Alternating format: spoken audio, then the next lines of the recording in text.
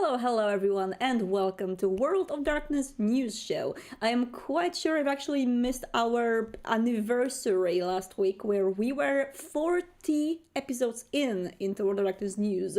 I could have lost the track on the way, but it's been a lot. We might as well be on the 41 or maybe 42 right now. We gotta check it out. But anyway, this is the very first news show in a long while, which I'm making with sun outside of my window, which is very much not on brand.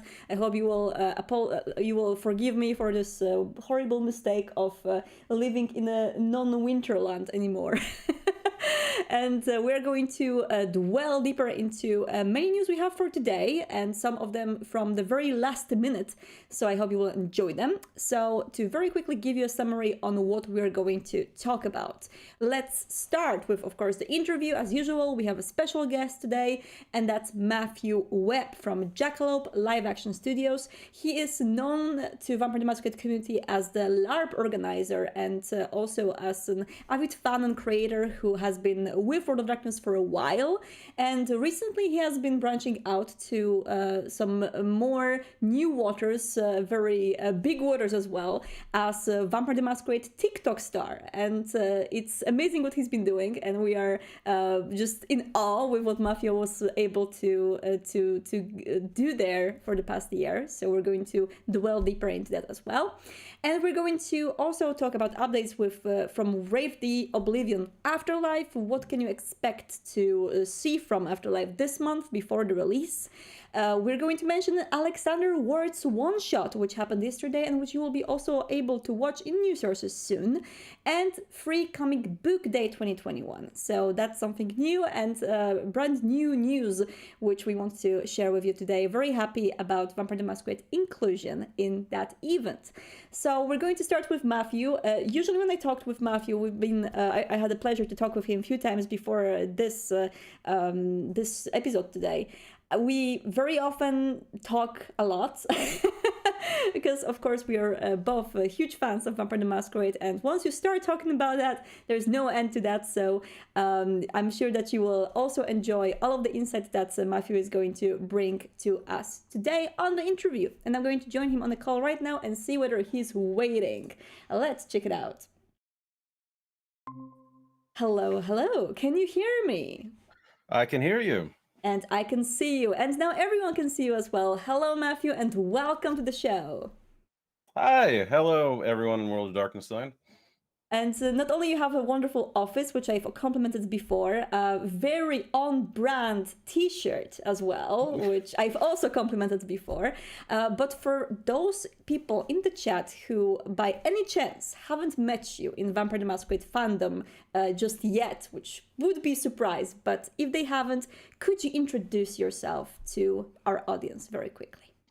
Sure. My name is Matthew Webb. I'm from Austin, Texas, and I've been a Vampire the Masquerade fan since, and I have been organizing LARPs and live action events for White Wolf or for World of Darkness officially for the last 3 to 4 years now. And we do what isn't the traditional sort of mind's eye theater game, but we do large sort of high budget cinematic events that are more of interactive theater than they are the traditional sort of campaign game you might have seen over the years. So, of course, LARPing community is very much grateful to your contribution to it as a creative lead of Night in Question and other LARP experiences. And, of course, let's start with the basics. How did you start your history with LARPs? Oh, I went to a gaming convention in College Station, Texas, and there was a very well-intentioned and very welcoming Vampire the Masquerade game there. I was 18, which means I was just a month into being able to play in it, and I was already playing the tabletop game. I picked up a book of that when I was 16, and I've been in love with it ever since, and I still have the original book I got, which at the time I didn't realize was the first edition book that I got at a used bookstore. And it's been that way ever since. And I basically just consumed everything there has to do with the World of Darkness, from vampire to werewolf to mage to all of it. So just out of curiosity, what was your very first character you played on your first Vampire the Masquerade LARP? Oh, it was assigned to me, so I cannot take credit for it, and I Mm-hmm. cannot be blamed for it. It was a caitiff bodyguard with iron will, potent celerity, and fortitude. It was total cheese. They handed it to me, this undominable, like, just bruiser, and I'm just this little 18-year-old dude with a character with 5 dots and everything, and I didn't know I had been handed, and I had no idea why they gave it to me. But the first character ever actually made was a Ventru, and he was kind of just a neonate Ventru, easy, like wanted to be the good guy, but knew that he really couldn't get away with it. And that was one of the very first LARP characters I ever made. And I slowly just drifted around until I discovered Sabbat LARP when the first like Sabbat LARP books came out, and I fell in love with that and made too many characters to count. But I've always drifted towards the Tory Durante tribe. Interesting. So, as someone who I have to admit has not much experience with LARPing Vampire the Masquerade, when I've been looking through various experiences, pictures, videos online, very often I've been shown Camarilla based LARPs. So, you have those courts, masquerade balls, people dressed in wonderful clothing in castles and very posh locations that were very clearly playing a political game of a Camarilla.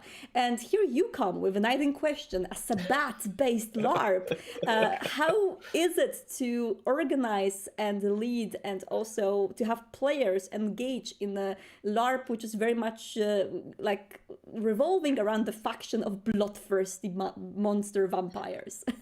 Well, it's interesting because you get into the situation where, excuse me, cat. That's fine. Um, um, are we done? No, we're not. Okay. You can show All the right. cats to the audience. I'm sure everyone will be Okay, very fine. happy. Ah, All right. We have a void. Hello, this is it's the void. it's a How are Lasop you? cat. It's a Mr. Poe is his name. We got him on Edgar Allan Poe's birthday. Ah. So so his name is Mr. Poe. But yeah, obviously he's the real star of the show and he knows it. So where was I? Oh yes. So like there's actually been several like official World of Darkness LARPs. You had Convention of Thorns that was done in Poland in a beautiful castle, which is a very political and Camarilla game. And then you had End of the Line, which had been done both in Finland and in New Orleans at the last Grand Masquerade. And that was a very anarch sort of game. And we kind of fell in love with that style. I particularly fell in love with this very kind of free form negotiation based style. And that's when we started the conversation 3 or 4 years ago with Paradox and the World of Darkness team. And we said, hey, you've done Anarchs and you've done very Camarilla, so can we do the Sabbat? And they were obviously kind of like, are you sure? And like, yes.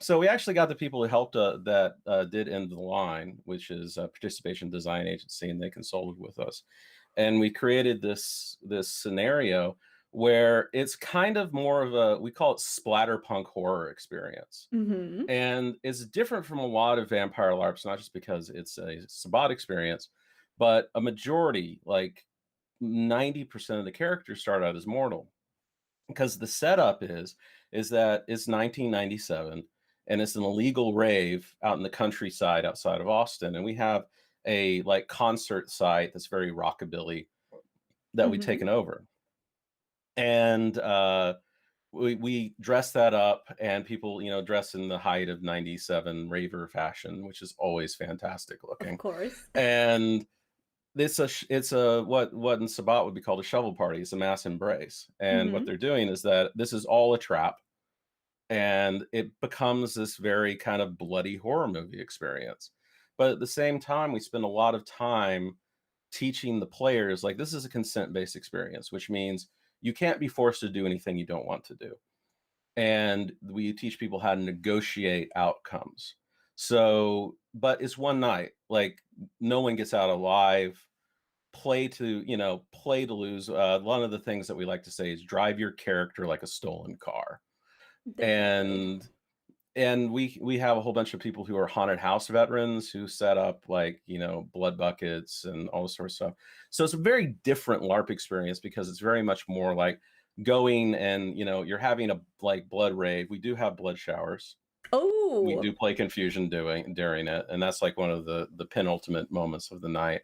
And it's meant more as a horror vampire experience and using the World of Darkness lore and the background of the Sabbat, who are very monstrous, to give people the experience of not only being chased down by monsters and so forth, but becoming one and engaging with that. And the weird thing becomes is that in that scenario, and you see that in a lot of horror fiction, is that becomes a very human story Mm-hmm. because we coach. I mean, these are World of Darkness. These are people in the World of Darkness. All of them are kind of crappy people, and they have their flaws. There's a few pure innocents in there just for contrast, which are always fun. Mm-hmm. But they create this very human story about, okay, now you don't have limits. And now you have these people telling you you don't have any limits anymore. And you were once a scared kid or you once had doubts and now you don't. So what is that like? And it's a great community that we built because everyone's like, the game does not exist to make your character cool. You exist to make the game cool. And I when see. everybody is moving towards that, it becomes special in a way that's hard to describe. It really, And it's very punk. it It's very is. we're sharing our weirdness with each other, and it's kind of cool, and everyone is safe. Yeah, And I think that's my favorite thing about it. and I really want to touch on this subject as well because I think this is one of the most interesting parts of and very important parts of what you do is that we're talking here about this bloody, edgy setting, very much Sabbath related. But I've heard from many people from the Night in Question community, people who were attending these LARPs, that they always felt safe there, and I was wondering what are the key elements of making this kind of a bloody theatrical environment safe for the players? So you literally have to like doors shut. You cannot play the game unless you show up to this. There's a 4-hour workshop before the game. Mm-hmm. There's a workshop that's almost as long as the game, and we do character briefs and development. But a big part of that is this is how you play, and this is how you don't have to play. Mm-hmm. Right? And you don't have to do anything you don't want, which means you can go from, hey, you knock me over, but I'm just going to put myself on the floor or I'm just going to sit down, to I'm going to literally let you like manhandle me and we're going to do it that way. And we do like prompting on stage fighting. But the idea is that you have control over your experience, and we do enforce that. And on top of that, we do have a safety team of 20 people who frankly I wouldn't want to mess with. A lot of them are bouncers. One of them, does security during South by Southwest, and apparently like has hung out with Easy E several times, which is hilarious. But they have zones around the site that they patrol and they're responsible for, and they make sure everything's going on. We have very clear signals for I'm done, I'm out. And one of the most key things we do is we encourage players to check in on each other. Of course. And we say very distinctly at the beginning of every single game is that we're creating a community. And one of the principles that we have is that a person is more important than a LARP. And a person is more important than any game. And if someone isn't having a good time, you need to care about the person first. So we have overlapping kind of oversight, but we also encourage a kind of herd immunity to Mm-hmm. problems, wherein we just tell people you need to check in. Definitely. And we provide. There's actually a really great mechanic that we've taken from the European and more Nordic games, which really kind of pioneered this kind of style, though we've added our own twist to it. Is that there's a system where you check in with someone by just flashing the OK sign, and they give you a thumbs up, a thumbs down, or a so-so. And it allows you, because you're just flashing a symbol, it allows you to say, hey, you know, without interrupting anything, are you actually crying or are you just a good actor? Mm-hmm. And it removes that barrier of like, you don't really interrupt a good scene. But Yeah. if you could just like give a little hint, Mm-hmm. that smooths everything over. And one of the objections you've always heard to, like, and there's very similar mechanics that were introduced in the V5 rule book for safety and calibration. We often call these calibration techniques because you can go further as well as toning things down, right? And so you're kind of tuning the needle in. And a lot of people say, oh, that dents the experience. And I'm like, that's not been our experience with them at all. What actually ends up happening is people are far more comfortable engaging in really dark material. They're more comfortable with someone touching them Mm-hmm. because they know they're in control of their experience, and they know this has been negotiated. They know where the limits are, and they know they're in a place where that if they say, cut, I'm out, that will be respected one way or another. And that means people are comfortable engaging in really dark material. So one of the things we say is also that these rules allow us to go boldly into the dark because, you know, when you're wearing a safety harness, you feel you're much more willing to like do dangerous things. Yeah. And that's the point, is that you have a feeling of safety that comes with it. So that's how you get people to engage with this material in an energetic way, and where they say, wait a second, this isn't going to get out of hand because I'm in charge. I can say, and if I don't seem to be responding well, or I don't cut my own, I don't cut myself, I'm surrounded by people who will check in on me Sure. and to feel safe in that way. Yeah, I'm actually very thankful that you've mentioned the okay thumbs up method, which I feel like is also very useful in Chronicles at the Table, when people are in their scenes, and it doesn't have to be employed in the LARPs in itself, but anytime when you're playing with other people and you can see them, I feel like it's a very good method to play. I've also met some online digital role players who are playing nowadays for Discord, because of course we don't have the pleasure to play in person a lot, where they just use emojis and they basically do thumbs up or thumbs down depending on how they feel. I feel like it's a very good method, so thank you for mentioning it. And as Yeah. we touch on the topic of physical LARPs and continuing on that topic, of course it's been a difficult year, and how Yes. is pandemic affecting the LARPing world in general? There's been a lot of attempts to adapt, and some have been very successful, some others, but I can't wait for this to be over with. I just can't. And I think that the pandemic is going a source for a lot of innovation, but at the same time, Conventions of Thorns was canceled. We had to push the Night in Question 3 from last year to this September. And luckily, it looks like we'll probably be able to do that, Mm-hmm. given with the speed of vaccination. But I tell you what, I just miss it, because one of the biggest things that I miss about, and why I do the things I do, believe me, it's not for the money, is because I enjoy creating spaces. Mm-hmm. I enjoy creating both like cultural spaces, like the ones we've talked about, where we're safe and so forth, and also creating spaces where that you can walk in and be transported somewhere else. Yeah. I like, in another life, I would have tried to be an Imagineer, Mm-hmm. because I like the idea that you can create a space where you're convinced. Like, you can convince yourself you want, it's like Westworld, right? Yeah. That's the ultimate LARP, right? And I enjoyed that kind of set crafting. It's so hard in the digital realm, and I'm looking forward to getting back to it as soon as I can.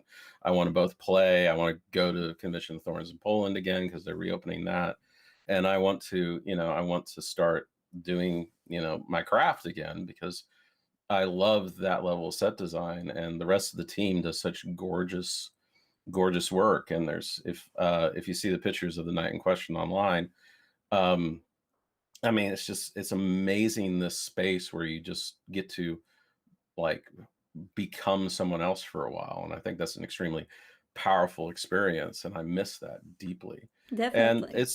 it's been interesting to see other people adapt to it. There's been people who've been running things on Discord with multiple channels and rooms, and it's, you dress up on a web camera, you you get into The cat has the sniffles. That's okay. So you get into this thing, and so they have Discord with various channels, and then the stuff on TikTok happened, which Mm-hmm. has been going on for a month now, and now has like over 100 participants. And I'm amazed at how quickly that community cropped up of people who both never LARPed before and people who have been LARPing for more than 20 years. And it just kind of started working in that particular environment in a way that other places have really struggled to. While others have created amazing games, there's a woman by the name of Tara Clapper who's created this game called Chariot and various others, which is all communications channels on spaceships. Oh, And yeah, and it's very, very Battlestar Galactica. I haven't played in it personally, but it's got that kind of feel to it. And that's how they kind of adapted to running online games. It's really interesting to see people deal with that. But like so much is just ground to a halt. It's yeah. sad. And I kind of want to get back to running what I call the greatest show on earth, which Yeah. is this I want to give people that kind of experience again. I will go back to the topic of TikTok in a moment because I really want to ask you more about that, as it's been just wonderful to be a spectator for all of this unfolding. But Embrace the cringe, people. We're about to go in. it is wonderful cringe, which I adore. It's the cringe of people who are passionate. Like once you kind of like talk about passion and people just immersing themselves in that, it's just like the cringe goes away from me, like really. And I love that people embrace this. But when it comes to the physical conventions, still I want to just end this topic very quickly on what can people look up to when it comes to next year, and whether you have anything in plans for people who have been entering V5 throughout the pandemic and starting to roleplay. Can they look forward to anything happening in the future? So we had to delay this project. It was supposed to start this year, and obviously everything blew up. And so what's going to start happening next year is we're going to start what are called the Elysium Chronicles. And that is another project that we're partnering with the World of Darkness team on. And what that is going to be a game where you get to play the upper echelons of the Camarilla in the V5 world. And the idea is that these are gatherings Mm-hmm. of princes, officials, courts at various places around the United States and North America. And they are going to be engaging in the politics of dealing with the Second Inquisition, dealing with the renewed front with the anarchs. And they're going to be playing the high politics that occur in the big, beautiful ballrooms with the gowns and so forth. And the idea is that we're going to rent out extremely nice, like ballrooms and hotel rooms and historic locations. And you're going to be able to buy an all-inclusive ticket. It's almost like buying a cruise ship ticket because it's meals, hotel, all of that. And for 3 days, you get during the day, you get to have fun and with the other players. But then every night renews this war of ages game against each other. Mm. And the arcs will be 3 to 4 games long, played roughly every 4 to 6 months. It's always a schedule. Locations are the big limiter on LARP, and you always have to kind of play with when you do things because it's really when you can get these, like, it turns out people really like to rent out really nice marble clad ballrooms, so you have to work with when you can get them. Of course. But we're going to have these throughout the US, and it's going to be this high stakes political story arc about what happens in the kind of inner circles and smoke filled rooms of the Camarilla. And on top of that, we're going to have smaller games that are one night. They're not as big as an investment. We call them vignette games. And what it is that as things happen in these big chronicle events, there's going to be satellite events that crop out of that plot line. So you can be like one night, you can be at the Anarch Rave in Los Angeles, and we have a lovely space that we've been looking at for a while, that Live LARP Love actually has, or Learning LARP has access to. and it's used as a concert venue. Hmm. And we'd rent that out for a night, and you would get a character who's one of the anarchs, and you get to react to what happened in Dallas, 2 months ago. And the outcome of that game affects what happens at the next Chronicles game. So it's a merging of the idea of these big bespoke one-shot games and the idea of having a continuous storyline that has a beginning and a middle and an end, and has smaller outcroppings to it that allow a lot of different people to have access to a alternate reality story ultimately. That's And that's wonderful. the idea behind the Elysium Chronicles. And you play 3 games. That resolves the storyline, and then there's going to be another one. And that's the idea behind Elysium Chronicles, is you get that beautiful Camarilla game, because we kind of gotten a reputation for being the Sabbat thing, but we love the Camarilla games. It's just we had a really good idea for a Sabbat game. Hmm. I actually, you sold me on the idea already, and I cannot wait to see what happens during these chronicles. But the world, the post-pandemic world will, of course, adapt to combining the live events with the digital events, and with many different ways of digital LARPing that people are coming up with. I've been personally playing tons on Discord. You've been storytelling and leading Exeter by Night on TikTok. So let me go back to this topic very quickly, because I'm this actually is. part of a staff of 5 people. I just want to be sure. I'm first. I might be first among equals at times, but I am among equals. I see. Very, very good note. But I would love to know, how exactly did your story with TikTok started? This is a very new platform, a platform I'm getting into, and I still don't understand what the hell is going on there. But you seem to get a very good grip on that. It's very different. Uh, Excuse me. Give me 10 seconds. That's fine. So, for our audience, very quickly, Matthew is one of the biggest Vampire the Masquerade influencers on TikTok. And if you will go to his profile, which is Matt Stormcrowl, you will actually see not only Exeter by Night role playing, but also Vampire the Masquerade lore tidbits, and a lot of information about role playing, also weird history, and more. So, Matthew, how did you start with that? Well, it started out as just something to do with my friends. I was often too busy to go to a regular LARP game even before the pandemic, and then the pandemic hit, and I was like, let's just do goofy stuff with friends. And I was on there for about a year. And then I started getting questions and comments like, what is Vampire the Masquerade? Or tell me, about, can you tell me about this? Tell me about that. And I started saying, okay, I'm just going to do, because TikTok is 1 minute max. Mm-hmm. So it's a venue for doing really quick dives into something, and it's this lightning fast stuff. And I started just doing videos about, well, what about this, right? And I did a video about what are the 6 traditions. Someone asked that, and Mm-hmm. I said, okay, what are the 6 traditions? Sure. And that's got a lot of interest. And so I'm doing the series, like I'm about to finish it, which is, this is the tradition.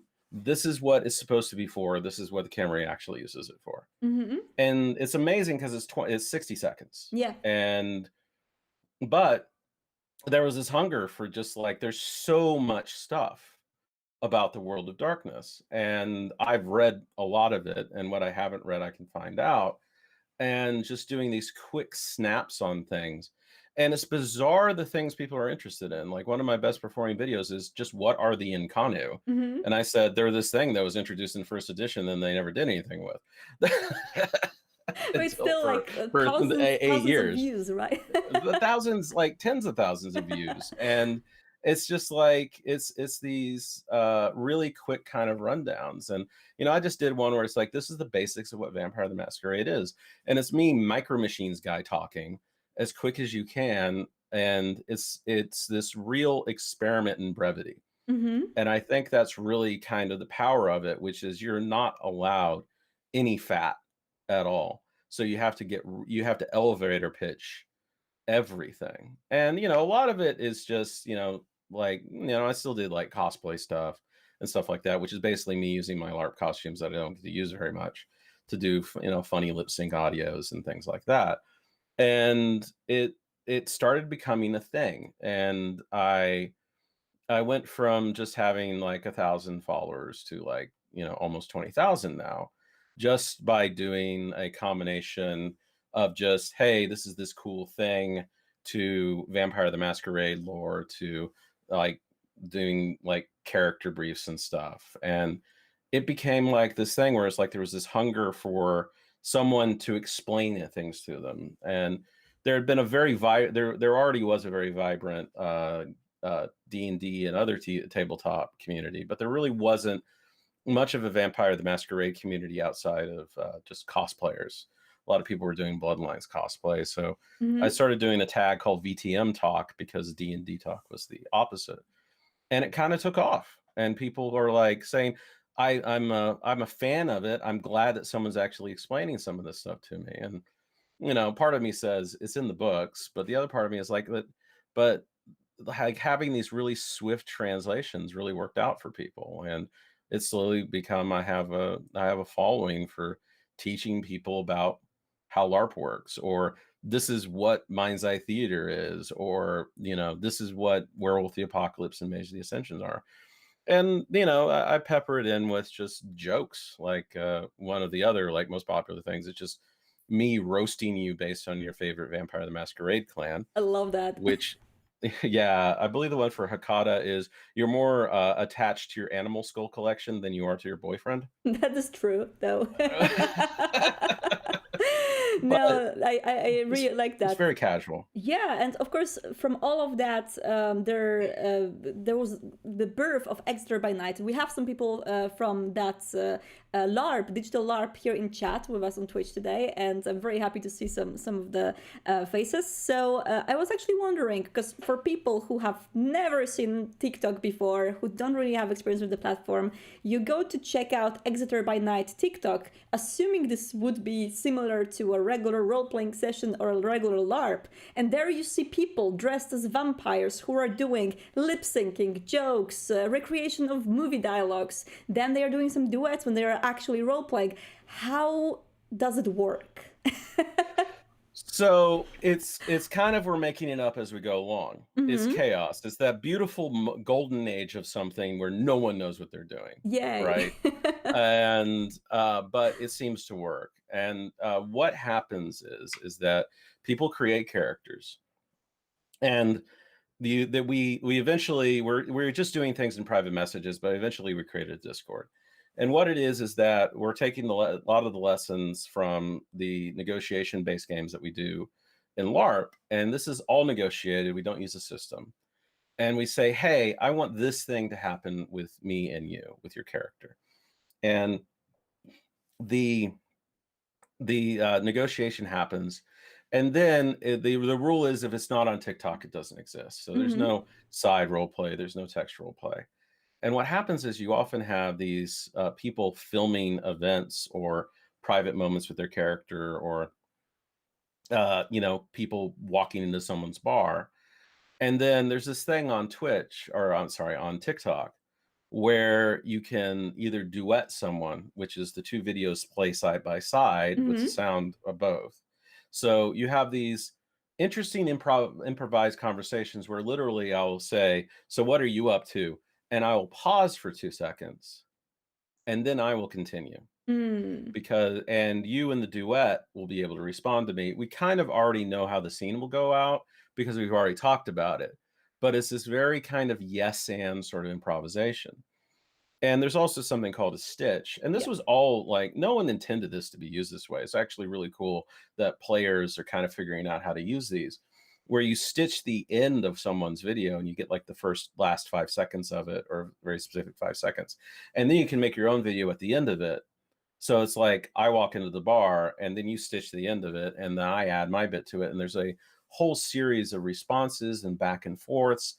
We ran the scene that we just ran, and eventually it became like the staff members created, okay, we're going to have like big, like keystone events, and we're going to organize and set the tone for those. And we're going to say what the guidelines are in a Discord channel.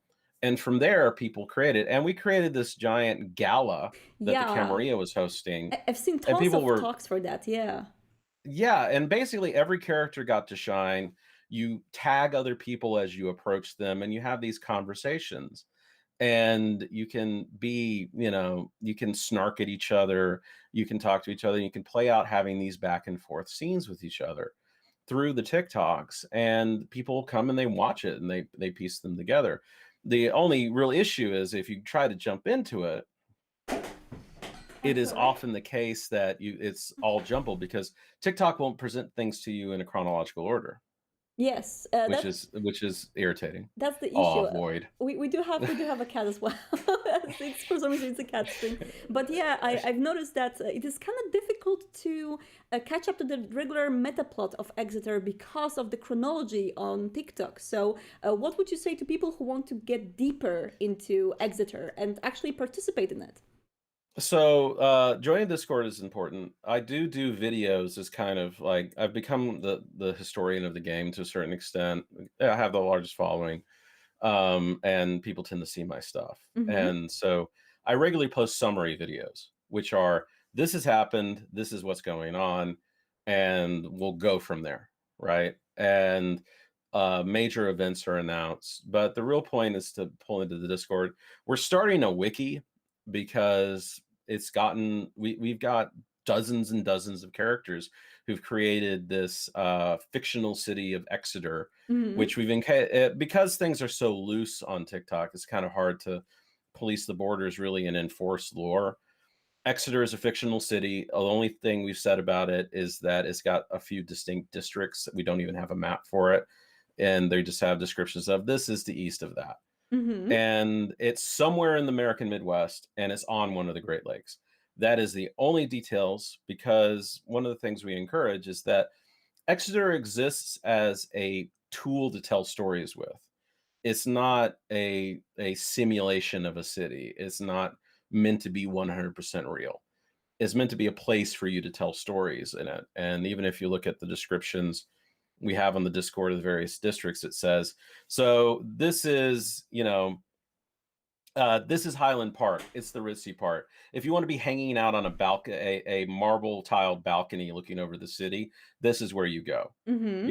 It's all very set in the terms of this is where this scene would happen, right? And that's kind of the mentality we encourage, is that it's a place for you to tell a story. And story is absolute king on this platform. And it's really interesting because you don't exist unless you're making content and getting eyeballs. Mm-hmm. That's kind of it's both a cruel mistress in that way, but it has the interesting effect is that there's almost this democracy of eyeballs to it. And the more prominent you become is based directly on how engaging your story is and how engaging your character is.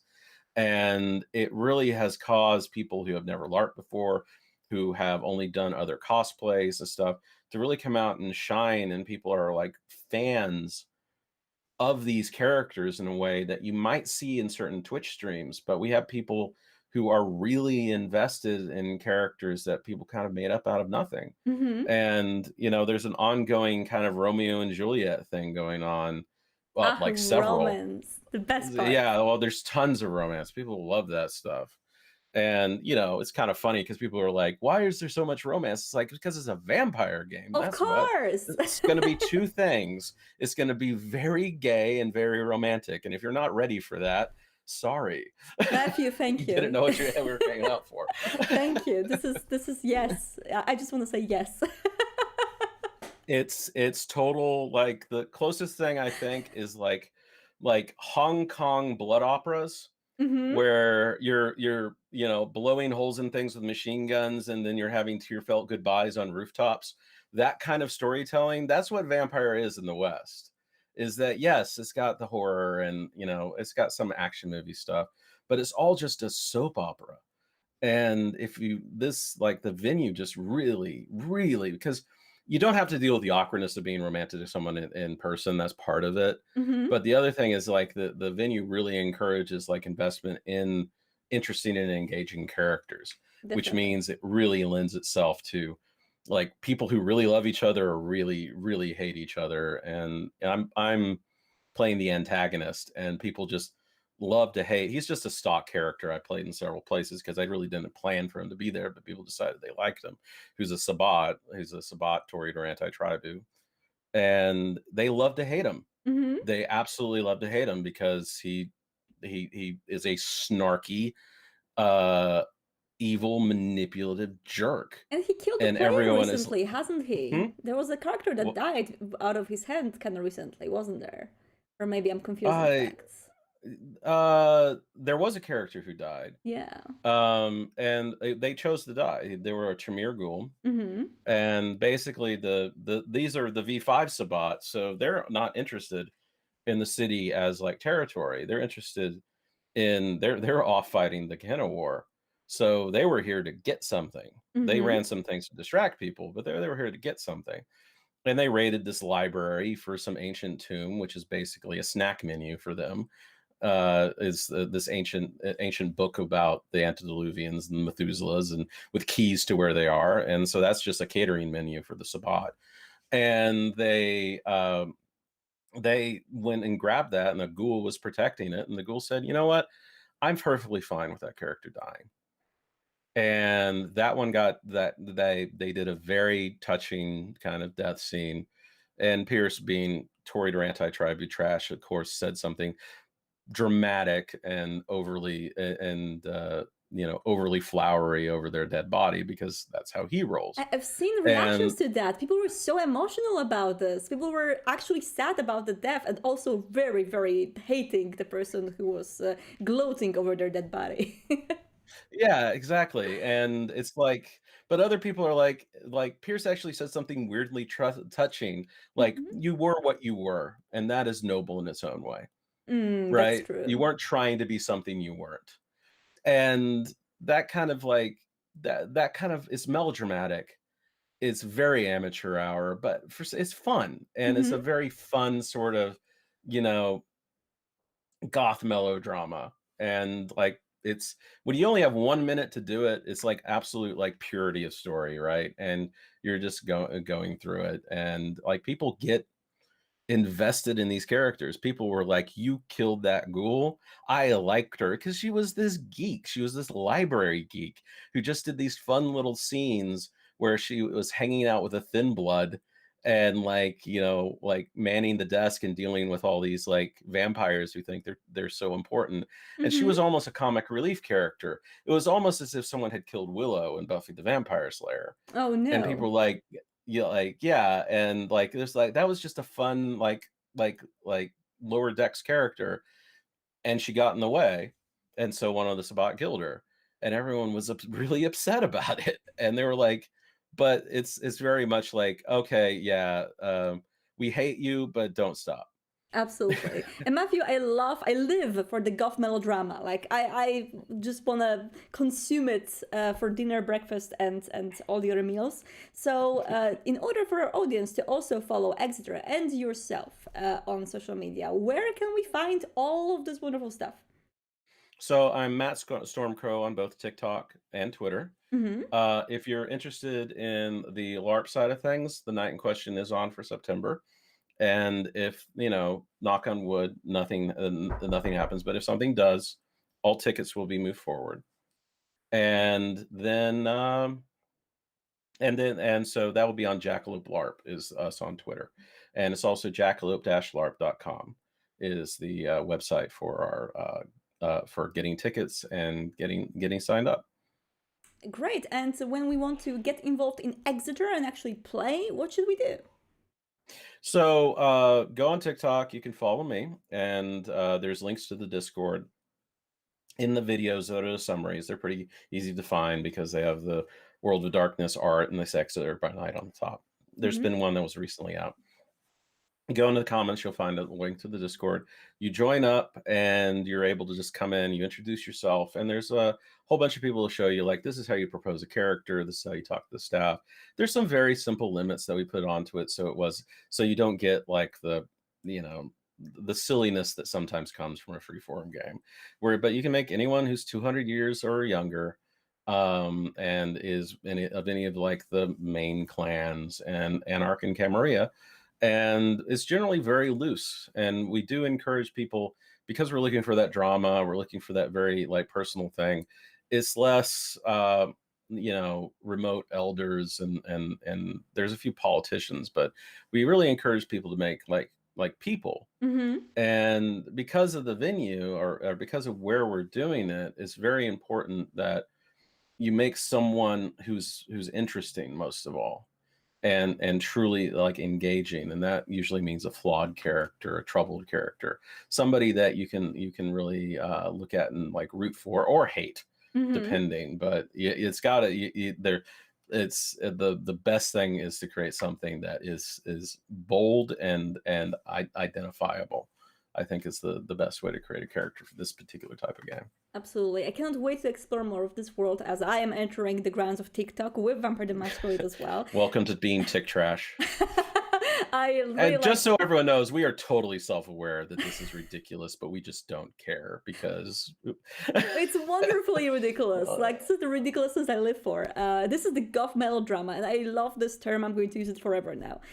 So, Matthew, thank you so much for joining me today. That was a Thank you. pleasure to talking to you, and I cannot wait to actually finally participate in the Vampire the Masquerade LARP. And I really hope that the first one is going to be organized by you, because I am sold on all of those ideas.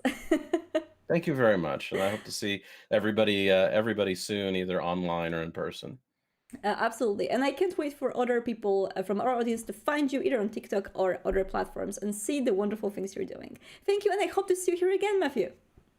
See you soon. Bye.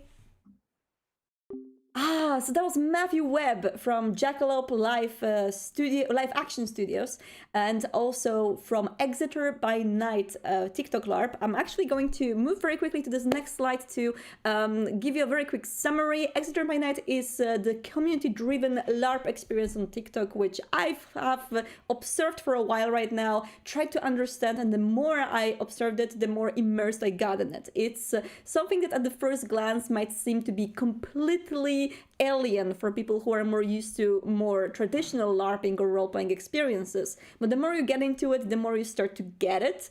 And I really recommend you guys to check out what they're cooking on TikTok. It's a very much of a new platform, but we are going to also be active on it from now on. Vampire the Masquerade is officially on TikTok. That's just Vampire the Masquerade as the account. That's our official account. We are there, and we're going to post some fun content there in the future. You might see our brand team members there. You might see the things we're doing there. So if you want to get some updates on that, check us out. And if you want to check out Exeter by Night, check out hashtag Exeter by Night, hashtag Exeter by Night on TikTok, or Exeter OOC if you want to see out of character talks and videos in which people are talking about how they want to roleplay, what they want to roleplay, and other things in general. So I only had just this amount of space to pull out at least some faces from the Exeter. There are way more people in there who are doing amazing things, but yeah, I hope that I get you interested in that, because this is really fun. So guys, I'm going to jump in the next news. As I thought, me and Matthew, when we start talking about vampire, this never ends, and we got way over time, but I hoped it was interesting for you guys. In the meantime, I will give you a quick rundown of the rest of the news we have for today. So first of all, the Upload Access VR platform, which I've mentioned before on the news show, has the spotlight on Rave the Oblivion Afterlife this month. And that means they are going to share a lot of the additional information before the game's release. So if you're looking forward to playing Afterlife, or if you don't know anything about it just yet, check out Upload Access. And these are all the dates in here on what's going to come. So this week there was the article of bringing the World of Darkness to VR, which touched upon a World of Darkness as a whole, as the whole story universe, and how translating that story universe worked for VR platforms in general. I think it's a very insightful article. You can check it out on Upload Access website, or go to Rave Afterlife social accounts and find it there. Next week we will have gameplay commentary, and then we will have the art of Rave the Oblivion Afterlife. I will be sharing some tidbits of that here on the show as well, but as you can see, the game is approaching and we have way more information coming out from it. We've seen the first gameplay, influencers playing this game. I have a Let's Play on my channel, so if you want to get to know Rave a bit more before making the decision of either obtaining it for your Oculus or PlayStation VR or Steam VR, then you can check out all the information available out right now. And next, we also had a very special one-shot yesterday live on Twitch, last night for us European folks and evening for people who are in the States. That particular one-shot was story told by Alexander Ward, known as the actor who plays Jasper in LA by Night. And you could also see some familiar faces as the players in that particular one-shot. It was done for the charity for Women's History Month, and they raised a lot of money, and it was an extremely fun one-shot, which I recommend you guys to watch. Right now you can watch it on Alex Ward 777 Twitch channel, which is under subscription. So if you want to subscribe to Alexander Ward Jasper from LA by Night, you can watch it on demand right now, but it will be available for free on our YouTube channel later this week. So if you want to watch it there, feel free to follow us on social media, and we will post the link as soon as the one-shot is up. We are very happy that there are so many great one-shots happening. As you can see, LA by Night crew cannot wait to gather again and do some role-playing together, and they are doing a lot of role-playing in the meantime. So they are playing a lot of V5, and this is one of these examples. So yeah, check it out on Alex's channel, or later this week on our channel on YouTube. We are going to post it there. And I have one more piece of information for you guys. This is very much last minute, but it's something that we are super excited about to share with you today. And that's the fact that Vampire the Masquerade Winter's Thief comic is going to be officially included in the Free Comic Book Day 2021. And that's a huge event in United States. It's a celebration of comic book world in general. It's going to happen on August 21st, and how it exactly works, August 14th. And how it exactly works is that over 3,000 comic shops and libraries give away millions of free comics issues from top comic publishers and their flagship series. So each year, the comics are selected carefully for this collection. There's a committee made up of comic shop retailers who choose which titles will be included every year. And for 2021, they have chosen 47 titles for the Free Comic Book Day, 12 gold comics and 35 silver comics, and Vampire the Masquerade Winter's Thief is going to be one of the silver comics available for free for Free Comic Book Day on August. So if you guys are in States, if you have your favorite comic book retailers, libraries, you will be able to pick up the very first Winter's Thief issue in August. Of course, you can pick it up before if you want to get the full series, but this is going to be the day when we will see a lot of new people getting into the family. And for us, this is something that we will celebrate, and I hope you will celebrate it with us. We will get a lot of people who are in general interested in comic books, reading Vampire the Masquerade Winter's Thief, and getting to know the world of Vampire the Masquerade through its lens. And once they do, we really will welcome them to the community, and you guys will know about it first. So get ready. We might get a lot of people coming over to join us in August. So yay, we're very happy about that. I think it's a big success for the Winter's Thief comic, which in general gets a lot of very positive reviews. People are very happy with these. So yeah, keep on telling us what you think about the new issues, and let's wait for August, where more people will join on the family ship and we'll sail together wherever the waters will take us. So yeah, guys, these are the news for today. The La Sombra effect is going on. I haven't actually predicted the fact that the sun is going to go down during this stream, and so it did, and it changed the lighting in my room. So now I look like a La Sombra on the stream, but what can you do? In the meantime, remember to follow us around, because we are doing a lot of fun things. Vampire the Masquerade Instagram this month has a Women's History Month spotlight, where we are showing various female characters from Vampire the Masquerade every single day. So you might see already that we had a lot of really cool characters and their artworks or pictures or photos shared on our Instagram with the lore tidbits, so we can learn something about the characters from there. On World of Darkness Instagram and the World of Darkness Stories project in general, we are sharing new stories. We have shared another one yesterday if you want to check it out. And we are also now on TikTok. So we are in a lot of places. We need to make a link tree for it all to be easily accessible for you guys. But yeah, I hope you enjoyed the content we are adding and sharing. And in the meantime, I will be bidding you farewell for today and seeing you back next week. That was fun. Don't get lost in the night, everyone. Bye.